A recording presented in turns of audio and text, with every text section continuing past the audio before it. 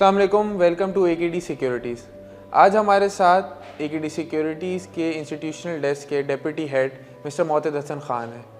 तो mister Motad, last year market के लिए काफ़ी नेगेटिव रहा, तो वो कौन से इवेंट्स थे जिसने लास्ट ईयर को काफ़ी नेगेटिव रखा और मार्केट को सबड्यूड रखा? Thank you Basit. सबसे पहले तो हम लास्ट ईयर को डिस्कस करते हुए चले।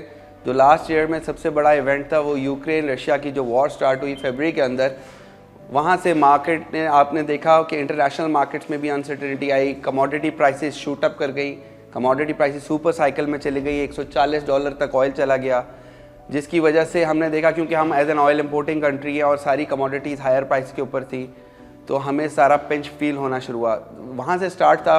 फिर सेकेंड इवेंट हुआ, आपका इमरान खान को आउस्टर कर दिया, वहाँ पे गवर्नमेंट में पॉलिटिकल अनसर्टेनिटी भी आ गई और जैसे कहते हैं आप cherry on the top, floods आने शुरू हो गए समर्स में। तो जो फ्लड के वजह से आपको जो डैमेज आया, पाकिस्तान के लिए बिगेस्ट डैमेज मेरे ख्याल से वो बना in the mid of June July, जो फ्लड्स हिट किए और डैमेज वर्सन हो गया। और ये सारे वो इवेंट्स थे जिसने मार्केट को सबड्यूड रखा, मार्केट की परफॉर्मेंस नेगेटिव रही, करेंसी डेप्रिसिएशन फर्दर हो गई। फिर आपको स्टेट बैंक को इंटरेस्ट रेट बढ़ाने पड़े शार्पली, एग्रेसिवली, और अब हम 16% पे बैठे हुए हैं। करेंसी में डेप्रिसिएशन 20% से ऊपर की हो गई।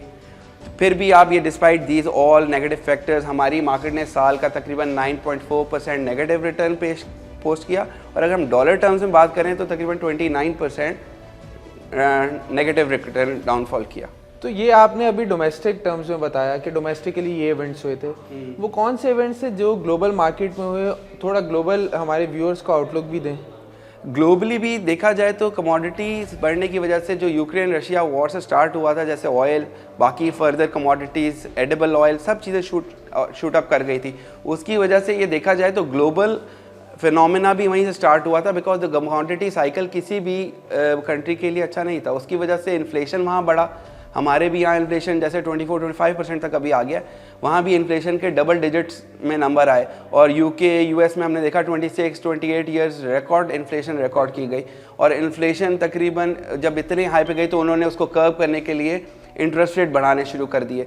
फिर जब उन्होंने इंटरेस्ट रेट बढ़ाने शुरू कर दिए, अगर हम बात करें हमारी मार्केट की, जैसे मैंने आपको बताया 9% नेगेटिव रिटर्न और डॉलर टर्म में 29%, यूएस मार्केट ने आपको पता है 19% उसने भी रिटर्न नेगेटिव पोस्ट किया है साल, ईयर ऑन ईयर, मतलब कैलेंडर ईयर जो क्लोज हुआ है। इसी तरह अगर हम श्रीलंका की बात कर लें, श्रीलंका ने 61% डॉलर टर्म्स में और 32% उसने लोकल करेंसी टर्म्स में डाउन किया है। सिमिलर अगर हम वियतनाम रीजनली हम बात करें वियतनाम की, तो वियतनाम में भी 32% in local currency terms and 35% in dollar terms negative return post किया। तो जो ये इकोनॉमिक मैस क्रिएट हो गई है, तो गवर्नमेंट को कौन से मेजर्स लेने चाहिए जिससे ये सब चीज़ें, जो सिचुएशन अभी क्रिएट हो चुकी है, उसको ठीक किया जा सके? गवर्नमेंट को चाहिए कि सबसे पहले तो एक्सपोर्ट को, आईटी की एक्सपोर्ट्स को तरजीह दे। बहुत इजी है आईटी एक्सपोर्ट्स बढ़ाना। इंडिया की एक्सपोर्ट्स आप देख लें आईटी की कहाँ है और हमारी कहाँ है, ठीक है। गवर्नमेंट आईटी एक्सपोर्ट्स पे तवज्जो दे। गवर्नमेंट सबसे पहले डॉलर की जो स्मगलिंग हो रही है, जो करेंसी है, उसको स्टेबल करने की कोशिश करे। अभी गवर्नमेंट ने बैन की हुई है इम्पोर्ट, हमने शॉर्टकट देख लिए कि जी हम क्या कर रहे हैं, इम्पोर्ट, हम अफगानिस्तान को डॉलर स्मगल कर रहे हैं, वहाँ से इंपोर्ट आइटम सारे के सारे आपके चैनल के थ्रू आ रहे हैं, और आप उस पर टैक्स भी नहीं दे पा रहा मिडिल मैन को, और ये जो डीलर्स हैं उनको फ़ायदा हो रहा है। बैन क्यों नहीं करते आप इस मुल्क के अंदर ये करेंसी डीलर्स को? मेरे पर्सनल सजेशन है, बट क्यों नहीं करते? कर सकते हैं, इनको बैन कर दे, करेंसी डीलर्स को, इनको इलीगल कर दे। कौन से ऐसे मुल्क में आपके करप्शन के पैसे से आप जाएं अपना करप्शन करें, आप उस पैसे से डॉलर मनी मार्क उससे जाकर डीलर से खरीदें? सबसे पहले इस वक्त मुल्क को इकोनॉमिक प्लान देने की ज़रूरत है कि जी this is the plan, this is we are looking कि जी इंटरेस्ट रेट यहाँ जा रहे हैं, करेंसी रिजर्व्स यहाँ जा रहे हैं, करेंसी हम यहाँ देख रहे हैं, टैक्स कलेक्शन हम यहाँ से करेंगे। इकोनॉमिक प्लान पहले आके प्रेजेंट करें, फिर आपको नज़र आएगा कि ये साल हम किस तरफ जा रहे हैं, आ रहे हैं, कहाँ हम एंड करेंगे। तो सबसे पहले गवर्नमेंट को इकोनॉमिक प्लान देने की ज़रूरत है, लूप होल्स बंद करने की ज़रूरत है, और मैंने जैसे आपको बताया कि हमें खुद को ठीक होने की भी ज़रूरत है। फाइनली हमारे इन्वेस्टर्स को बताएं कि 2023 की कोई शॉर्ट टर्म और लॉन्ग टर्म स्ट्रेटेजी बताएं, और कोई सेक्टोरल पिक्स भी बताएं, और वो कौन से इवेंट्स होंगे जो 2023 को शेप करेंगे। बासित, मार्केट में इस वक्त मार्केट चीप है, it's no doubt about it. 3.94 के मल्टीपल पे, डिविडेंड यील्ड ऑफ 11%। इस 2023 को मैं बोलूँगा it's a year of survival, ठीक है। One has to survive. पहले बचना है, सरवाइव करना है। उसके बाद हमें देखना है कि मार्केट किस हेडविंड्स पे जाती है। 2023 ज़रा डिफरेंट ईयर होगा, बिकॉज मुझे ये लगता है बहुत ही सिलेक्टेड सेक्टर वाइज और selected days, number of days आया करेंगे या मंथ्स आया करेंगे, मार्केट परफॉर्म कर रही होगी, फिर कुछ डेज आएंगे कि मार्केट जो है वो करेक्ट कर रही होगी। तो ये year of 23 whole year across the board rally करते हुए नज़र नहीं आएंगी। तो investor have to be very particular on selection of the stocks.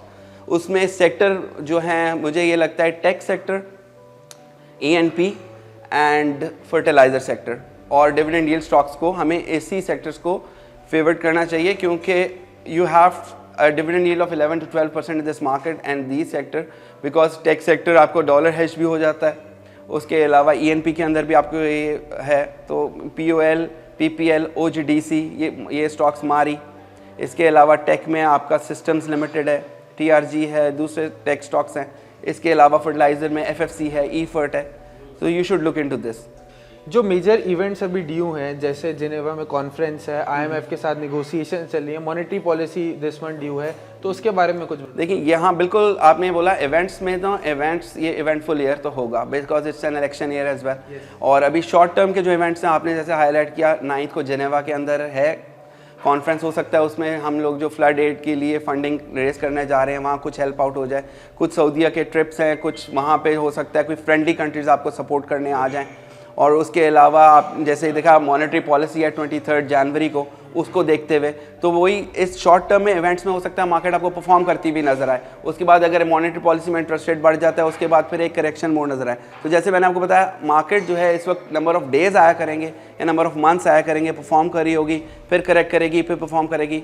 In the long term market को रन करने के लिए you should have an proper economic plan. आपको पता होना चाहिए पॉलिसी क्या है, आगे आपने कहाँ जाना है। इलेक्शन हो जाएंगे, अगर कोई नई गवर्नमेंट विद मेजॉरिटी आ जाती है, हो सकता है मार्केट में वहाँ कॉन्फिडेंस होते हुए नजर आए कि आप पॉलिसीज़ जो है वो स्ट्रॉन्गर और लॉन्गर टर्म के लिए चलेगी, तो वहाँ मार्केट फिर आहिस्ता आहिस्ता अपने आप को स्ट्रेंथन करे।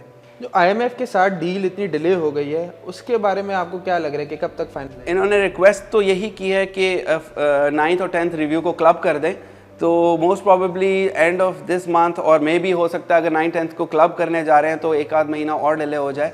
बट इनको यही चाहिए कि IMF को जल्दी से जल्दी क्लोज करें, फ्रेंडली कंट्री से पैसे रेज करें, ताकि मार्केट का कॉन्फिडेंस सेंटिमेंट वापस बहाल हो सके।